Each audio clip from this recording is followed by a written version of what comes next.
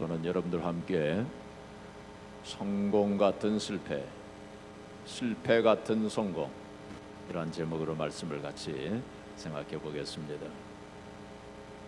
제가 옛날에 저희 아내와 함께 저 맨하탄에 있는 록펠러 센터를 가서 구경을 한 적이 있었습니다.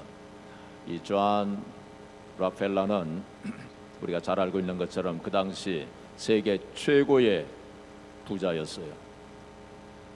그는 스탠다드 오일 컴퍼니라고 하는 회사를 만들어 가지고 석유 산업 모든 것을 다 지배했던 그런 사람이었습니다.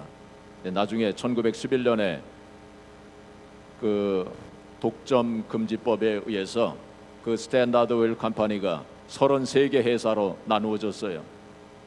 그렇지만은 그는 계속 세계 최고의 부자였습니다. 그는 어릴 적부터 신앙생활을 잘 한 사람으로 그렇게 알려져 있죠. 그래서 그는 살아생전에 하나님의 사업을 하고 또 교회도 세우고, 그리고 나중에 그가 죽은 후에 그의 자손들이 또 여러 사회 사업도 하고, 그리고 또 예술 진흥 운동도 하고, 그러한 일들을 많이 한 그러한 가족입니다. 이게 저는 그 록펠러 센터를 이렇게 투어하면서 그런 생각을 했어요. 록펠러가 참 세상적으로 볼 때는 성공자 아닙니까? 성공한 사람이라고 다 사람들이 그렇게 생각할 텐데, 그가 주님 앞에 섰을 때에 어떤 평가를 받았을까 하는 그런 생각을 했습니다. 세상에서는 성공자이지만은 주님 앞에 섰을 때 너는 실패자다, 이러한 평가를 꼭 받지 않았을까 하는 그런 생각도 해보았습니다. 이 세상에 사는 우리 모든 인생들은 다 성공하기를 원해요. 성공하기를 원하지 않는 사람은 한 사람도 없을 것입니다. 우리의 의지 가운데 성공하고자 하는 의지는 우리의 의지 가운데 가장 강한 의지 중에 하나일 것입니다. 그런데 어떤 사람이 성공했느냐 실패자냐 하는 그러한 평가를 받는 것은 이 성공의 기준이 무엇인가, 거기에 따라서 많이 달라질 것입니다. 세상에서 소위 성공이라고 하는 것은 돈을 많이 벌고 또 명예를 누리고 권세를 누리고 혹은 부귀영화를 누린 사람을 볼 때는 세상 사람들이 다 성공자라고 그렇게 평가할 것입니다. 그렇지만은 크리스찬의 성공, 성경에서 말씀하고 있는 성공이라고 하는 것, 그와는 세상적인 성공과는 다를 것입니다. 사실 생각해 보면 이 세상에서 돈을 많이 가지고 있는 사람이 그거 가지고 지옥에 간다면 무슨 성공자입니까? 이 세상에서 권세와 명예를 누리고 부귀영화를 누렸다 할지라도 나중에 지옥에 간다면 무슨 성공자라고 말할 수 있겠습니까? 그러므로 성공 같은 실패 혹은 실패 같은 성공, 그러한 인생이 있는 것을 우리가 알게 됩니다. 예수님께서 부자와 나사로의 비유를 말씀하셨어요. 부자는 이 세상에서 부귀영화를 누린 사람입니다. 그러나 나중에 지옥에 갔어요. 그러므로 이 인생은 성공 같은 실패라고 이렇게 말할 수 있을 것입니다. 반면에 나사로는 이 세상에서 거지로 살았지만은 나중에 천국에 들어갔습니다. 그러므로 세상 사람들은 그를 실패자라고 그렇게 낙인 찍었겠지만은 그는 실패 같은 성공의 인생을 살았던 사람이었습니다. 또 빌라도는 예수님을 십자가에 못 박도록 내어준 이 빌라도는 종 출신이었어요. 노예 출신이었어요. 근데 자수성가해가지고 이 사람이 이스라엘의 총독이 되었으니까 세상적으로 볼 때는 참 성공자라는 평가를 받았을 것입니다. 그러나 그의 영혼이 구원받지 못했으므로 그는 성공 같은 실패의 인생을 살았던 사람이었어요. 바울사도는 그 당시 좋은 가문에서 나왔고 또 그 당시 최고의 학문을 가졌던 사람이었지만은 그는 복음을 전하기 위해서 가진 고난과 환난 속에서 인생을 살았습니다. 그 때문에 세상 사람들은 그를 실패자라고 그렇게 여겼을는지 모르지만은 하나님 앞에 섰을 때는 그는 성공자였습니다. 오늘 본문에 나오는 이 베드로도 마찬가지였어요. 베드로도 이 세상을 살아갈 때 돈을 벌지 못했습니다. 또 부귀와 영화를 누리지 못했어요. 명예와 권세를 누리지 못했고 결국에는 그가 십자가에 거꾸로 매달려서 그렇게 순교했어요. 그렇기 때문에 세상적인 기준으로 볼 때는 베드로는 실패자 중에 실패자였을 것입니다. 그러나 주님께서 베드로를 보시고 너는 복되도다 라고 그렇게 말씀하셨어요.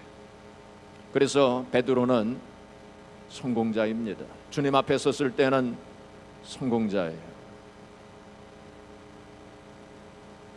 옛날 초등학교 때 그 가정 환경 조사 그런 게 있었어요. 그래서 가정 환경을 다 조사하지 않았습니까? 그래서 네 집에 라디오 있느냐 그런 거 물어봤어요. 그때는 텔레비전 가지고 있는 사람은 없었으니까 네 집에 라디오 있느냐, 라디오 있으면 이거 부자로 이렇게 그 되는 그러한 때였는데 네 집에 라디오 있느냐, 그리고 네 집에 자전거 있느냐 다 물어봤습니다. 담임 선생님이 다 물어봤어요. 네 집에 소가 있느냐, 소가 있으면 몇 마리냐, 돼지는 몇 마리냐, 그런 거 담임 선생님이 다 물어봤어요. 가정 환경 조사를 했어요. 어떤 소년이 자기 부모 직업란에다가 수산업이라고 이렇게 적어놨어요. 담임 선생님이 그걸 보시고 야 너희 아버지가 어업을 하시는구나. 그래서 네 그래요 하고 대답을 했습니다. 그러니까 이 담임 선생님이 그럼 배가 몇 척이나 있느냐 하고 물어봤어요. 그랬더니 이 아이가 대답하기를 그런 건 아니고요, 저희 아버지가 붕어빵을 만들어서 파세요.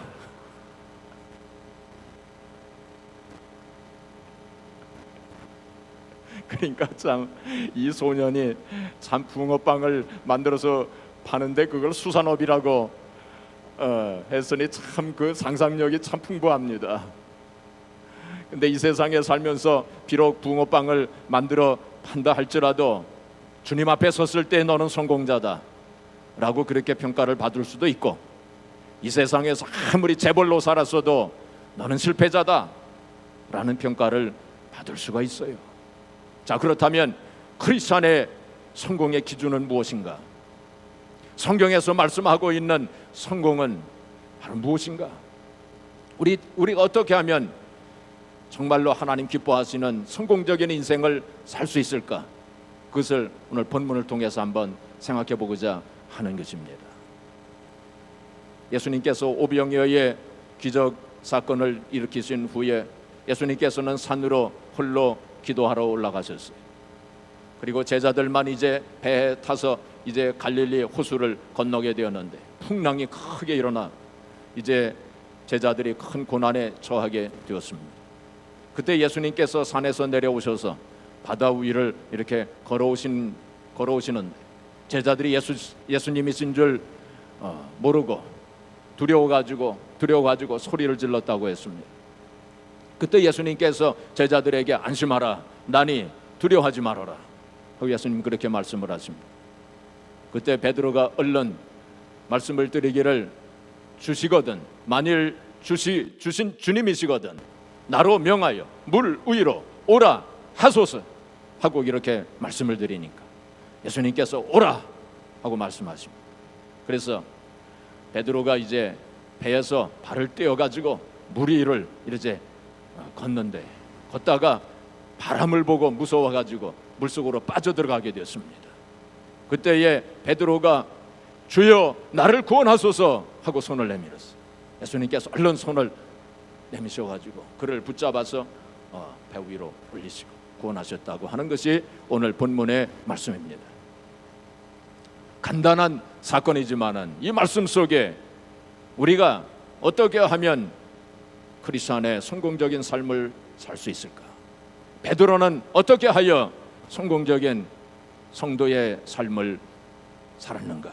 그것을 우리가 생각해 볼 수 있습니다.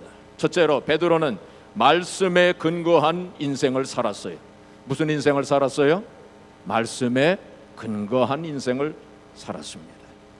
말씀에 근거한 인생을 사는 그 인생은 성공적인 인생이에요. 반대로 말해서 말씀에 근거하지 아니한 인생을 사는 사람들은 아무리 이 세상에서 큰 업적을 남기고 큰 일을 했다 할지라도 주님 앞에서는 실패자예요. 이 세상에서 큰 업적을 남기지 못하고 큰 일을 이루지 못했을지라도 말씀을 따라서 말씀에 근거하여 말씀으로 이루어진 인생을 살았다면 그 사람은 성공자라고 주님 앞에 평가를 받게 될 것입니다. 베드로는 주님께 주님이시거든 나로 명하여 물 위로 오라 하소서 하고 그렇게 말씀을 드렸어요. 주님의 말씀을 기다린 것입니다. 그가 행하기 전에 주님의 말씀을 기다린 거예요. 그는 주님의 말씀에 근거하여 살기를 원했던 것입니다. 그는 그냥 말씀을 기다리지 아니하고 그냥 배에서 무 위로 덥석 뛰어내릴 수도 있었을 거예요. 베드로는 배짱 있는 사람이었습니다. 신념이 있는 사람이었어요. 바다에 익숙한 사람이었어요. 그러나 그는 그 자기의 배짱이나 신념을 의지하지 아니하였어요. 우리는 예수 그리스도의 십자가에 우리의 신념이나 혹은 우리의 배짱까지도 다 십자가에 못 박고 살아야 돼요. 오직 말씀에 근거한 그러한 삶을 우리가 살아야 합니다. 베드로는 바다 위로 발을 내딛기 전에 먼저 주님의 말씀을 기다렸어요. 주님의 말씀에 근거하여 살기를 원했던 것입니다.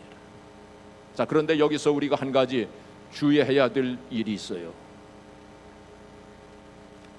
옛날 한국에서 그런 일이 있었습니다. 삼각산 기도원에서 청소년 집회가 열렸어요. 윤혜경이라고 하는 강사가 청소년 집회를 인도하게 되었는데 그때 많은 청소년들이 그 삼각산 기도원으로 몰려들었어요. 청소년들이 막 산으로 올라가는 갑자기 폭우가 막 쏟아졌습니다. 그러니까 삼각산 그 골짜기에 막 홍수가 넘쳐 흘러갔어요. 그래서 청소년들이 기도원으로 향하다가 다 많은 청소년들이 발길을 돌려서 다시 집으로 돌아갔는데 그 중에 세 여학생이 그 불어난 그 골짜기 그 계곡의 그 물 앞에서 서로 말하기를, 마태복음 14장에 보면은 베드로가 물 위를 걸었는데 베드로가 믿은 예수님이 바로 우리가 믿는 예수님이 아니냐, 또 우리가 베드로가 가진 믿음이 바로 우리의 믿음이 아니냐, 이렇게 말하면서 손을 잡고 우리도 물 위를 걸어보자 하고서 물로 뛰어들었어요. 어떻게 됐을까요? 그 급류에 휩쓸려 가지고 막 떠내려가게 됐어요. 그래가지고 급히 달려온 사람들에 의해서 구조가 되긴 했지만은 쇼킹한 사건이었어요. 신문에까지 난 그러한 사건이었습니다. 어떻게 생각하면 참 믿음이 좋은 여학생들인데 왜 그런 일이 일어났을까요? 왜 그렇게 실수하게 되었을까요? 우리가 여기서 한 가지 생각해 볼 일이 있어요. 그는 뭐냐면은 말씀에는 기록된 말씀과 그리고 감동된 말씀이 있어요. 무슨 말씀이 있어요? 두 가지 말씀이 있습니다. 크게 나누어서 기록된 말씀과 감동된 말씀이 있어요. 어떤 사람들은 그것을 가리켜서 로고스의 말씀과 레마의 말씀이라고 그렇게 구분하기도 합니다. 여러분들도 아마 그런 걸 아마 들어보셨을 거예요. 그래서 기록된 말씀은 로고스의 말씀이고 감동된 말씀은 레마의 말씀이라고 그렇게 구분하는 그러한 이야기를 들어보신 분들도 많이 있을 것입니다. 그러나 성경에 보게 되면 로고스와 레마를 그렇게 구분하지 않았어요. 말씀을 가리킬 때 헬라 원문에 보면은 로고스라고도 표현하고 레마라고도 그래 표현한 성경 구절이 많이 있지만은 꼭 기록된 말씀을 로고스라고 하고 감동된 말씀을 레마라고 그렇게 표현하지 않았어요. 왔다 갔다 했어요. 이 단어도 쓰고 저 단어도 쓰고 꼭 그렇게 구분할 수 없습니다. 그렇지만은 성경 말씀을 기록된 말씀과 감동된 말씀 이렇게 둘로 구분하는 것은 큰 의미가 있기 때문에 저는 그 용어를 사용하도록 하겠습니다. 자, 기록된 말씀은 바로 창세기부터 요한계시록까지 32,500가지의 모든 말씀입니다. 이러한 모든 기록된 말씀은 영원하신 하나님의 말씀이요, 하나님께서 기록한 말씀이요, 영원토록 1.1억도 변치 아니하는 그러한 하나님의 말씀이지만은, 그러나 지금 현재 상황에서 나에게 그 모든 말씀이 다 나에게 능력으로 이루어지는 그러한 말씀은 아니라는 사실입니다.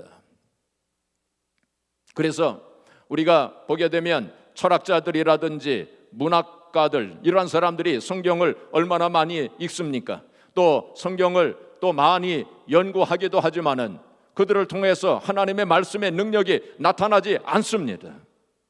왜 그럴까요? 그것은 그들이 기록된 말씀으로만 연구하기 때문에 그렇습니다.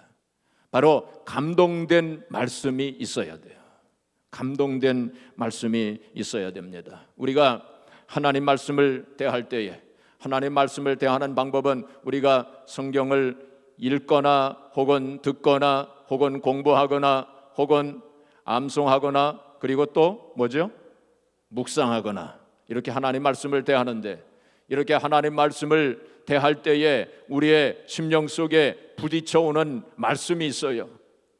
우리의 심령에 감동이 되는 그러한 말씀이 있어요. 이러한 말씀들이 감동된 말씀입니다. 이 감동된 말씀이라고 하는 것은 바로 특정한 상황 속에서 특정한 사람에게 주어지는 특정한 말씀, 그 말씀이 바로 감동된 말씀으로 우리에게 주어지는 것입니다. 바로 이 감동된 말씀을 통해서 하나님께서 역사하셔요. 그러니까 새 여학생이 믿음이 참 좋은 것 같았지만은, 그러나 바로 감동된 말씀으로 그 말씀이 그들에게는 그 당시 그 상황 속에서 주어지지 않았던 것입니다. 그러나 베드로는 어떻게 되었습니까? 주님이시거든 나로 명하여 물 위로 오라 하소서 하는 그 베드로의 말에 예수님께서 오라 하시는 그런 말씀을 주셨어요. 바로 그 특정한 상황 속에서 베드로에게 주어진 말씀이 바로 오라 하시는 주님의 말씀이었어요. 그 말씀을 통해서 역사가 나타나게 된 것입니다. 베드로가 그 말씀에 순종했을 때 바로 바다 위를 걸을 수 있는 그러한 능력이 나타나게 된 것입니다. 그러므로 우리는 이 감동된 말씀을 들을 수 있어야 돼요. 우리의 심령 속에 주님께서 주시는 그러한 말씀을 우리가 들을 수 있어야 돼요. 그 말씀을 통해서 하나님 역사하시고 그 말씀에 순종할 때 바로 말씀의 능력이 나타나게 되는 것입니다. 저는 지난주에 좀 특별한 간증을 들었습니다. 우리 교회 어떤 분이, 제가 이름을 밝히지는 않겠습니다, 어떤 분이 지난 주말에 이렇게 친구로부터 전화를 받으셨다고 합니다. 무슨 전화를 받았냐면 한국에서 목사님들이 6분이 오시는데, 그러니까 이분은 그 6 목사님에 대해서 전혀 알지 못하는 그러한 목사님이시죠. 이 목사님들이 이 미국에 오시는데 갑자기 숙소가 문제가 생겼대요. 그래서 그 친구가 부탁을 하기를 그 이분 집에 그 목사님들이 묵으실 수 있겠느냐고 그렇게 전화가 왔답니다. 그래서 그렇게 할 수 있다고 대답을 하고서는 이제 목사님들 6분이 갑자기 오시게 되었으니까 얼마나 참 그 준비를 해야 되겠습니까? 그 집안 청소를 하고 또 침대 준비를 하고 음식 준비를 하고 그러면서 두뇌가 정신없이 그렇게 준비를 이제 했던 모양이에요. 그 준비를 다 이제 하고 목사님들이 오셔서 이제 이렇게 주무시고, 그리고는 주일 아침에 이렇게 좀 음식을 대접을 하고, 그리고는 여섯 목사님이 이제 가셨어요. 그 여섯 목사님을 배웅을 한 후에 보니까 마음속에 세미한 음성이 들려왔다는 것입니다. 무슨 음성이냐면 I'll wear water, your camels too 라고 하는 그 세미한 음성을 들었어요. I'll wear water, your camels too. 당신의 낙타들에게도 물을 주겠나이다 하는 그 음성을 들은 거예요. 분명한 그 음성이 들려온 거예요, 심령 속에. 그래서 남편에게 이러한 음성을 들었다고 하니까 남편이 대답하기를 그건 리브가가 한 얘긴데 하고 이렇게 대답을 하더랍니다. 그래서 참 이상하다, 왜 그런 음성을 주셨을까? 그러면서 교회 오는 동안에도 그 이제 남편과 아내가 그 얘기를 하면서 이렇게 교회에 왔는데, 지난 주일에 제가 설교할 때 무슨 설교를 했습니까? 낙타에게 물을 먹이라 하는 제목으로 제가 설교를 했어요. 바로 창세기 24장에 그 리브가에 대한 이야기 하지 않았습니까? 리브가가 그 아브라함의 종 엘리에셀에게 물을 먹이고, 그리고는 낙타들에게 낙타 10마리에게 한 번에 25갤론을 먹는 이 낙타 10마리에게 물을 길어가지고 물을 다 주는 그러한 이야기가 창세기 24장에 나와 있지 않습니까? 그때 리브가가 한 이야기가 I will water your camels too. 내가 당신의 낙타들에게도 물을 먹이겠나이다 하고 그렇게 말하지 않았습니까? 이분은 제가 어떤 설교를 할런지 본문이 무엇인지 전혀 모르는 상태에서 바로 주님께서 그러한 말씀을 주신 거예요. 그 마음속에 그러한 감동된 그러한 말씀을 주신 것입니다. 하나님께서는 우리의 모든 사정편을 다 알고 계세요. 또 우리의 마음과 생각을 다 알고 계시는 분이십니다. 그래서 우리가 이 세상 살아가면서 그냥 아무렇게나 우리가 신앙생활 하는 게 아닙니다. 정말로 하나님께서 시시때때로 주시는 이 감동된 말씀을 통해서 우리가 그 말씀에 순종함으로 하나님의 역사를 체험하고 하나님의 능력을 체험하고 말씀의 능력을 체험하시는 줄 믿으시기 바랍니다. 그래서 우리가 감동된 말씀을 들을 수 있어야 돼요. 이 감동된 말씀을 듣기 위해서는 먼저 이 하나님 말씀을 대할 때, 하나님 말씀을 듣거나 하나님 말씀을 읽거나 혹은 공부하거나 암송하거나 묵상하거나 이 하나님의 말씀을 대할 때에 믿음으로 대해야 돼요. 믿음으로. 무슨 뜻입니까? 바로 성경은, 하나님의 말씀은 사람이 쓴 것이 아니라 하나님께서 쓰셨다고 하는 확실한 믿음을 가지고 하나님 말씀을 대해야 돼요. 성령의 감동으로, 모든 성경은 하나님의 감동으로 되어진 것이라고, 성령의 감동으로 되어진 것이라고 성경 말씀하고 있어요. 성경은 바로 사람이 쓰긴 했지만은 하나님께서 그 마음을 감동시켜 주셔서 그들의 손을 빌려서 성경을 기록한 거예요. 그러니까 하나님께서 쓰신 것입니다. 그런 확실한 믿음을 가지고 성경을 대해야 돼요. 그리고 또한 우리가 성경을 대할 때 나에게 주신다고 하는 그 믿음 가지고, 나에게 주신다는 믿음 가지고, 다른 사람이 아니라 바로 지금 현재의 상황 속에서 나에게 이 말씀을 주셨다고, 그런 믿음 가지고 우리가 하나님 말씀을 대해야 돼요. 또한 하나님의 말씀을 대할 때 사모하는 마음으로, 그리고 간절한 마음으로 하나님 말씀을 대해야 돼요. 사슴이 시냇물을 사모하듯이 그러한 마음으로 하나님 말씀을 대할 때 하나님께서 우리의 심령 속에 감동된 말씀을 주시는 것입니다. 그리고 또한 기도해야 돼요. 감동된 말씀을 달라고, 감동된 말씀을 나의 심령 속에 달라고 하나님 앞에 간절히 기도해야 됩니다. 베드로가 나를 명하여 물 위로 오라 하소서, 나를 명하여 물 위로 오라 하소서. 그게 바로 베드로의 기도였어요. 바로 그 기도에 응답하여 주님께서 오라 하시는 그 말씀을 주신 것처럼 우리가 신앙생활 하면서 나에게도 그러한 감동된 음성을 듣게 하여 주시옵소서, 그러한 감동된 말씀을 주시옵소서 라고 우리가 기도해야 될 것입니다. 요한복음 5장에 보시면은 베데스다 연못이 나옵니다. 베데스다 연못이 잔잔하다가 갑자기 물이 동하면은 이제 누구든지 먼저 들어가는 자가 치료를 받는다고 하는 그러한 베데스다 연못, 사람들은 그렇게 믿었습니다. 그것이 사실인지 아닌지 우리는 확실히 알 수는 없지만은, 그러나 비유적인 의미에서 우리가 볼 때 하나님께서 우리의 마음을 감동시켜 주실 때, 하나님께서 그러한 감동된 말씀을 주실 때, 이러한 감동된 그러한 말씀을 통해서 하나님 역사하시고, 이러한 감동된 말씀에 순종할 때 하나님의 능력이 나타나고 승리하는 성도의 삶을 살 수 있게 되어지고 성공적인 그러한 인생을 살 수 있게 되는 것입니다. 베드로는 바로 그렇게 말씀에 근거한 그런 삶을 살았던 사람이었어요. 둘째로 베드로는 주님의 손을 붙잡았어요. 누구의 손을 붙잡았어요? 주님의 손을 붙잡았습니다.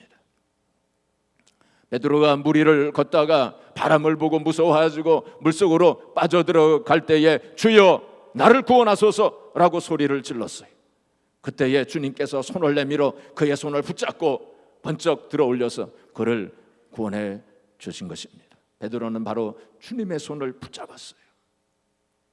베드로는 물속에 빠졌을 때에 자기의 힘과 능력으로 살아보려고 애를 썼을 수도 있었을 것입니다. 베드로는 어부였기 때문에 수영도 웬만큼 했었을 거예요. 그렇기 때문에 자기가 자기의 힘으로 살아보려고 그렇게 했을 수도 있었겠지만 그렇게 하지 아니하고 먼저 주님 저의 손을 붙잡아 주시옵소서, 저를 구원해 달라고 손을 내밀었어요. 우리가 이 세상을 살아가면서 여러 가지 풍랑이 있고 파도가 있고 여러 가지 어려움과 문제가 있지 않습니까? 그러할 때에 누구의 손을 붙잡는가 중요한 거예요. 여러분들은 지금 누구의 손을 붙잡고 살고 있습니까? 혹 나의 손을 의지하고 있지는 아니한가? 혹은 다른 사람의 손을 붙잡고 있지는 아니한가? 혹은 심지어는 마귀 사탄의 손을 지금 붙잡고 있지는 아니한가? 한번 생각해 봐야 돼요. 내가 지금 누구의 손을 붙잡고 지금 살고 있는가 하는 거 한번 생각해 봐야 돼. 어떤 사람들은 일이 잘 안 될 때는 주님의 손을 붙잡았다가 일이 잘 되면 주님의 손을 이렇게 놓고, 또 반대로 어떤 사람들은 일이 잘 될 땐 주님의 손을 붙잡았다가 일이 잘 안 될 때는 주님의 손을 놓고, 그런 사람들도 있을 수 있어요. 우리는 그렇게 돼서는 안 됩니다. 일이 잘 될 때든지 일이 잘 안 될 때든지, 건강할 때든지 병들었을 때든지, 가난할 때든지 부할 때든지, 젊었을 때든지 나이가 들었을 때든지, 한국에 있었을 때든지 미국에 있든지 간에 우리가 주님의 손을 꼭 붙잡으시기를 주의 이름으로 축복합니다. 베드로의 인생 가운데서 가장 축복된 체험은 바로 주님의 손을 붙잡는 그 순간이었을 거예요. 바로 주님의 손을 붙잡는 그 순간이야말로 실패가 성공으로 바꿔지는 순간이었고 문제가 축복으로 바꿔지는 그러한 순간이었을 것입니다. 여러분, 어떤 상황 속에서도 주님의 손을 꼭 붙잡고 그렇게 사세요. 주무실 때도 꼭 주님의 손을 붙잡고 주무세요. 또 길을 갈 때도 주님의 손을 꼭 붙잡고 그렇게 걸어가세요. 기도할 때도 주님의 손을 꼭 붙잡고 그렇게 기도하시기를 바랍니다. 한번 손을 이렇게 한번 좀 줘보세요. 주님의 손을 꼭 붙잡는 마음으로, 우리가 그런 마음으로 사시기를 바랍니다. 이사야서 41장 10절에 보시면 두려워 말라 내가 너와 함께 함이니라, 놀라지 말라 내가 너의 하나님이 됨이니라, 내가 너를 굳세게 하리라, 내가 너를 참으로 도와주리라, 내가 나의 의로운 오른손으로 너를 붙들리라. 할렐루야. 하나님께서 붙잡아 주시겠다고, 능력의 오른손으로, 의로운 오른손으로 우리를 붙잡아 주시겠다고, 우리가 손을 내밀기만 하면 주님께서 덥석 우리의 손을 붙잡아 주실 거예요. 그것이 바로 우리의 신앙생활 아닙니까? 어려움이 있든지 없든지 간에 우리의 주님의 손을 붙잡고 가는 것이 우리의 신앙생활이에요. 옛날 1984년에 한국 복음화 대회에 미국의 스탠리 탱이라고 하는 사람이 간증을 했어요. 이 사람은 그 플라스틱 회사를 하나 인수를 했는데 그 플라스틱 회사는 아주 어려운 그러한 회사였습니다. 이미 뱅크럽 되기 직전에 그러한 회사였는데 이 사람이 그걸 인수했어요. 근데 인수했는데도 그 실패하고 말았어요. 또 도산의 위험에 처하게 되었습니다. 그래야 그는 교회로 가가지고 통곡을 하면서 하나님 앞에 기도했습니다. 어떻게 왜 이런 일이 생겼습니까? 하면서 그렇게 통곡하면서 기도할 때 하나님께서 환상을 보여주셨는데 바로 오늘 본문 말씀 베드로가 물에 빠질 때 베드로가 손을 내밀고 주님께서 손을 붙잡아 주시는 그 환상을 보게 됐어요. 그때 그는 깨달았습니다. 내가 사업을 하는데 주님의 손을 붙잡지 아니하고 다른 사람의 손을 붙잡고 세상의 손을 붙잡고 내가 사업을 했구나. 그걸 깨달았어요. 그래서 그는 바로 변호사를 불러가지고 자기가 가지고 있는 그 주식의 그 회사의 주식, 자기가 가지고 있는 그 주식 그거의 51%를 소유권 등기 이전을 했어요. 예수님 앞으로 등기 이전을 해놨어요. 그리고는 이제 문제가 생길 때마다 사사건건 사장 되시는 주님과 상의를 했어요. 예수님이 사장이시니까 51%를 가지고 계시니까. 그러니까 기적적으로 도산 위기에 처했던 회사가 기적적으로 그 회사가 회생이 됐어요. 그래서 크게 번창했다는 그런 간증을 했어요. 물론 이 세상에는 그 사람보다 더 크게 회사를 경영하는 사람들도 많이 있지만은 그러나 하나님께서 보실 때에는 주님의 손을 붙잡고 살아가는 그 사람, 주님의 손을 붙잡고 사업하는 그 사업을 하나님 인정하세요. 그렇지 아니한 사업은 하나님께서 인정하시지 아니하시는 것입니다. 사랑하는 성도 여러분, 우리는 과연 지금 누구의 손을 붙잡고 있는가? 나는 과연 누구의 손을 붙잡고 있는가 하는 거 한번 곰곰이 생각해 보시기 바랍니다. 나는 과연 하나님 앞에 내 손을 붙잡아 주시옵소서, 내 손을 붙잡아 주시옵소서라고 하면서 얼마나 내가 간절히 기도했는가 한번 생각해 보시기 바랍니다. 베드로가 물속으로 빠져들어갈 때 얼마나 간절하게, 얼마나 안타깝게 구원해 달라고, 내 손 붙잡아 달라고 그렇게 기도했겠습니까? 그런 마음으로 여러분들은 기도했습니까? 기도하고 있습니까? 제가 볼 때는 우리 성도들 가운데 좀 기도 생활을 하다가 지금 낙심해서 포기하고 중단하신 분들이 몇 분 계시는 것 같아요. 주님의 손을 붙잡고 내 손을 붙잡아 주시옵소서, 나를 구원해 주시옵소서. 물속에 빠져들어가는 베드로가 그러한 간절한 마음을 가지고 기도했던 것처럼 다시 기도의 힘을 회복하시기를 주의 이름으로 축복합니다. 하나님은 우리가 성공하기를 원하셔요. 우리가 원하는 것보다 더 하나님은 우리가 성공하기를 원하실 것입니다. 그러나 그 성공은 세상에 말하는 그 성공이 아닙니다. 하나님께서 기뻐하시는 성공, 하나님께서 인정하시는 성공, 하나님께 영광을 돌리는 성공, 사명을 자각하고 사명을 감당하는 그 성공입니다. 바로 이 성공은 하나님의 말씀에 근거하여 살아갈 때, 감동된 하나님의 말씀을 듣고 이 감동된 하나님의 말씀을 의지하고 그 말씀에 순종할 때 나타나는 것이에요. 또한 주님의 손을 붙잡고 어떤 사정 형편 속에서도 주님의 손을 꼭 붙잡고 주님을 의지하며 살아가는 크리스찬의 삶 속에 당연하게 나타나는 현상입니다. 바로 우리는 그러한 하나님께서 기뻐하시는 성공의 인생을 살아야 돼요. 이러한 삶이 세상 사람들이 볼 때 화려한 인생이 아닐 수도 있습니다. 또한 이러한 삶이 세상 사람들이 부러워하는 인생이 아닐 수도 있습니다. 그렇지만은 그러한 삶이 올바른 인생이요, 하나님께서 기뻐하시는 인생이에요. 그리고 하나님께 영광을 돌리는 인생입니다.